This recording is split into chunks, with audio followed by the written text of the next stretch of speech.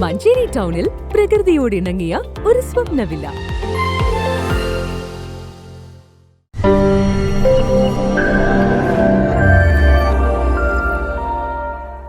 പുൽപ്പറ്റയിൽ rubber പുകപ്പുരയ്ക്ക് തീപിടിച്ചു.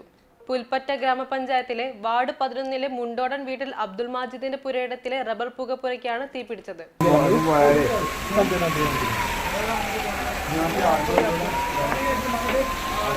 Abdul മാജിദിന്റെ പുരയിടത്തിലെ rubber പുകപ്പുരയ്ക്ക് തീപിടിച്ചതിനെ തുടർന്ന് മഞ്ചേരി അഗ്നിരക്ഷാ നിലയത്തിൽ വിവരം അറിയിക്കുകയും സ്റ്റേഷൻ ഓഫീസർ പ്രദീപ് പാമ്പലത്തിന്റെ നേതൃത്വത്തിലുള്ള സേനാംഗങ്ങൾ സംഭവ സ്ഥലത്തെത്തുകയും അരമണിക്കൂറോളം നീണ്ട കഠിന പ്രയത്നത്തിനൊടുവിൽ തീ നിയന്ത്രണ വിധേയമാക്കുകയും ചെയ്തു. സമയോചിതമായ ഇടപെടൽ മൂലം വൻ ദുരന്തമാണ് ഒഴിവായത്. ഏകദേശം 1 ലക്ഷം രൂപയുടെ നഷ്ടം കണക്കാക്കുന്നു.